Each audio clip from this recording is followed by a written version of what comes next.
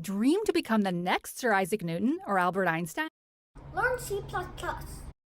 From Professor Suborno Isaac Bari. Today we're going to be looking at some more C++. So, today we're going to be looking at if statements. So, first of all, if statements are basically useless without user inputs. So, hashtag include IOStream. I'm just going to make like a basic program here using namespace std int name.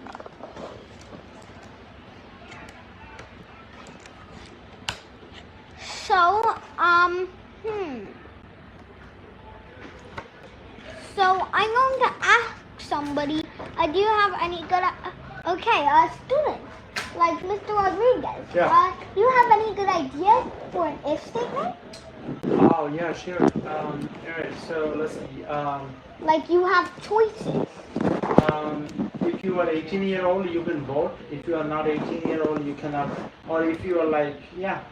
Oh, okay.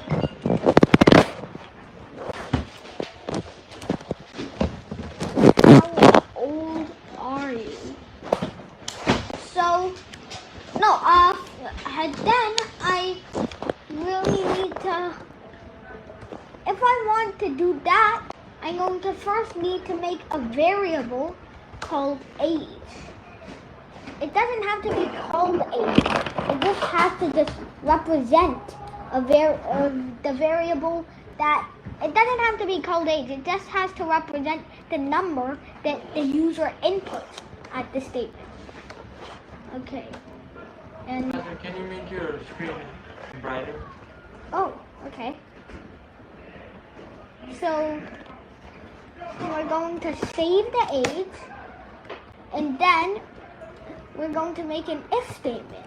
So if we have to put parentheses, age is 18. I think 18. Yeah. So now we're going to make a little, some input, so output. So if your age is greater than 18, I think greater than or equal to is this. Right? No. Wait, what? Age is greater than? I think I just messed this up. If statement, age is greater than 18. No, 17, I should say.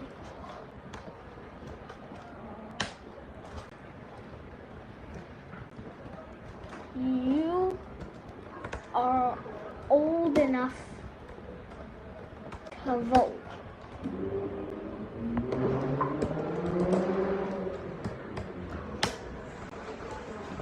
And so I can actually make another if statement. Just going to copy this real quick. That if your age is less than 18, then you are not old enough to vote.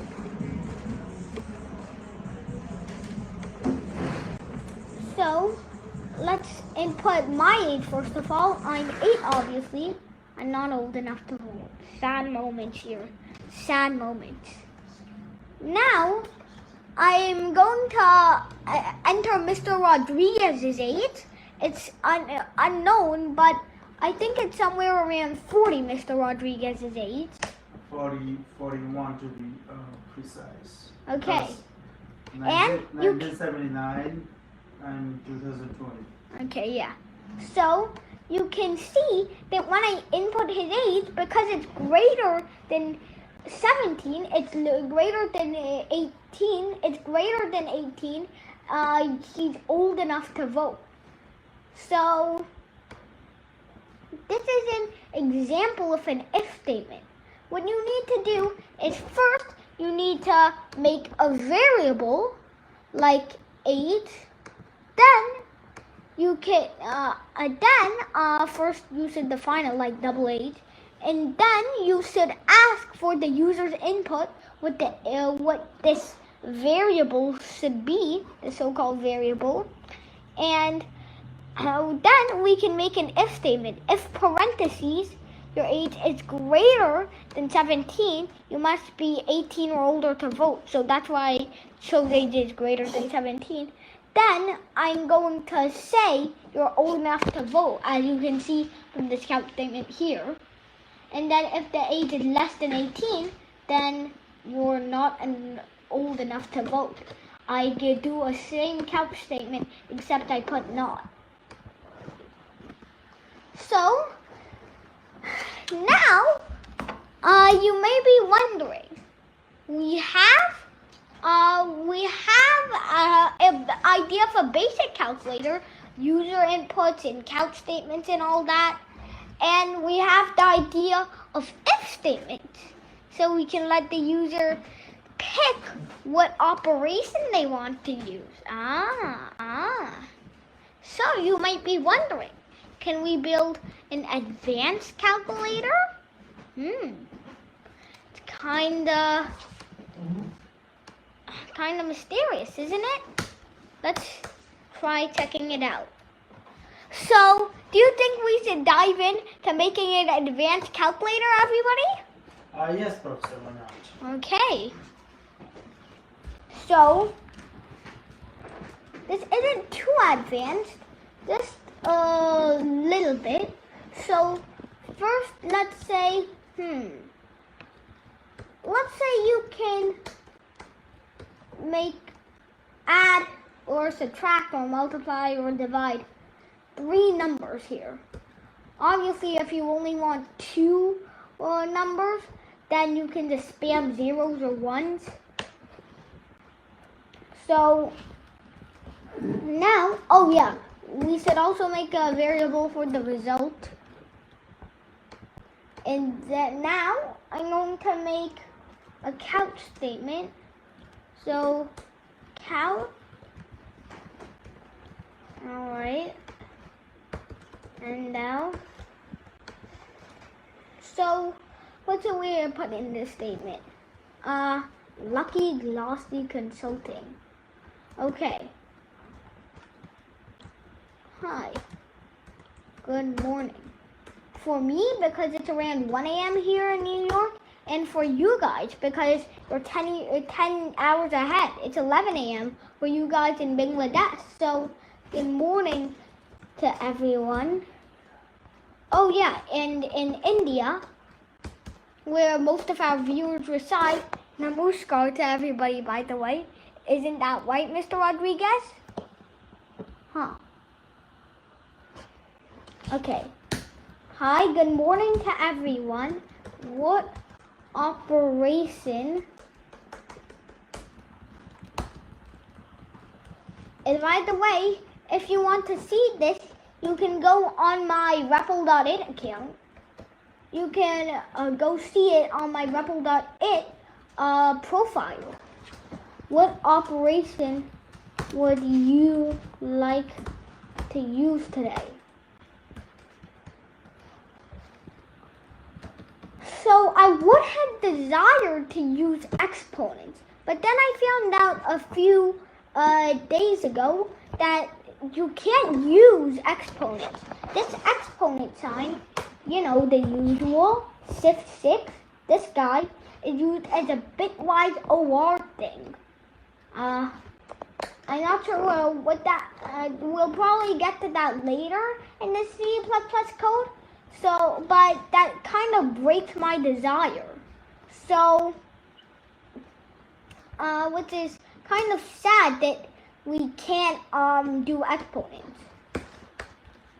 And operation, we should also ask the operation. So sin operation, so now we've saved the operation.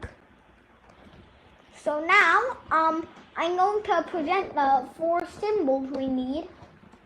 So, plus, it would be easier if we just use numbers. So 1, 2, 3, or 4 to represent addition, subtraction, multiplication, and division respectively.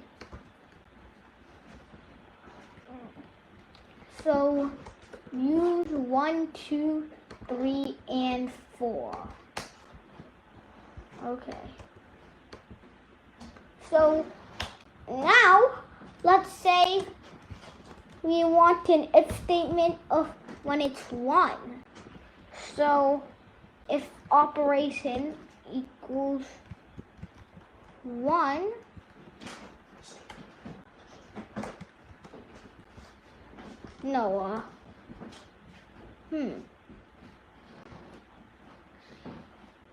using the result of an assignment as a, let's see. So if we put 1 in these, equal. That makes the whole statement wrong. There we go. Okay. I should have used the double equal first time. I forgot. Okay. So now we, if the operation is 1, we're going to confirm that the user wants to do addition. So 1 is addition in this case, we're going to say. So, for addition, let's say, what is the first addend? Oh yeah, I didn't put this in a count statement. What am I doing?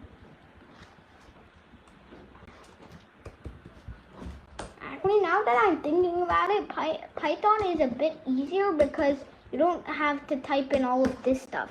Oh, I used the wrong sign. You only have to type in print and then whatever you want to print out. And you can also use single quotation marks. And then sin num1 count is the second addend.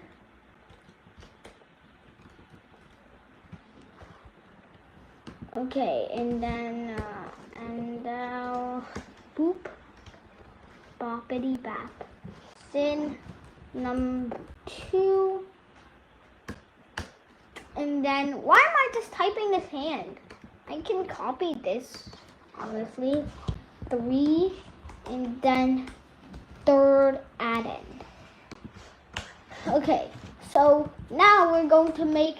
Now we're going to present the variable result. My webcam might be blocking this. No, my face cam might be blocking this. But, okay, result is going to be equal to num1 plus num2 plus num3 because we can see this is the addition command. So count, the answer is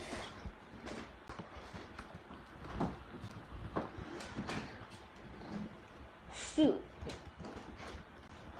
I think I should have converted result to char first. No, I think string. A character, string result, car. Oh no, it's a number, so double. But didn't I already do that command? It's going to be fine if I just ditch the answer part. I guess make it less dynamic, but oh well. Let's test it. Okay, what operation would we like to use today? So if we do something that we haven't put an if statement for yet, yeah, there's no command yet found. So we have to enter in 1, and then you can see we get the statement we want. So what is the first add-in? Let's say 3.5. Second add-in 2.5. What is the third add-in? The 6.0? 12. And as you can see, that proves to be correct 3.5 plus 2.5 is going to be 6. And then 6 plus 6 is 12. So that proves a simple, tiny calculator. But this can be achieved without doing any regularly, like 10-line calculator. That renders this if operation equal one thing useless. But now we can copy this and do this. Operation is 2. So I don't think you would subtract 3 numbers from each other. So num1 minus num2 plus num3 doesn't make sense. What is the first? I'm just going to say number because I can't remember it. The second number. So I just had to say that. Sorry if that pisses you off. And now we can take this, copy it a third time for multiplication. What is the first?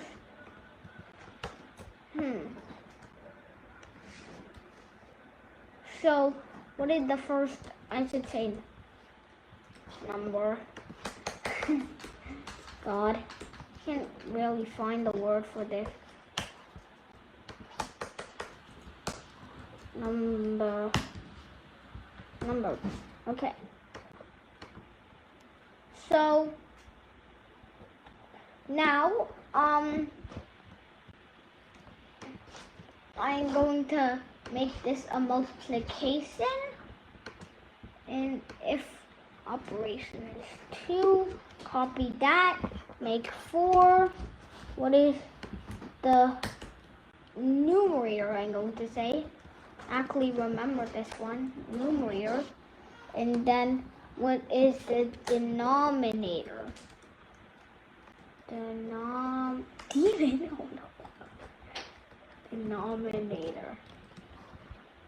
So num2. Okay. So it looks like we have 45-line code about some simple calculator. Let's see. Okay, so first let's test out the 1 command. What is the first add-in? Oh yeah, we tested this out. I did it. Let's test the 2 command, the first number. Couldn't find it for subtraction. 5, 2.5, 2.5. Now you can see 5 minus 2.5 is 2.5. And as you can see, it works. Oh, oops. Oh, I was impatient. Whoa. So, what is the first number? We're going to say -6. +3. Wait, I should just put 3. Oh, yeah, it subtracts -3 from -6, so that gives you -9. So let's test out the 3 command. What is the first number? I couldn't find it for multiplication. 27 because, okay, 3, 729. 9 times 3 is going to be 27, and 27 times 27 is going to be 3 times 3 times 3 times 3 times 3 times 3, which is going to be 6 pairs of 9, which is going to be 9 to the 3rd power, if I am correct. Yeah, 9 to the 3rd power. So you can see that it works, and probably even with decimals. Let me test that out. 25.5, 3.5, 1.625. Now let's test it using Spotlight, certified calculator, except when you use cosine and sine and tangent. So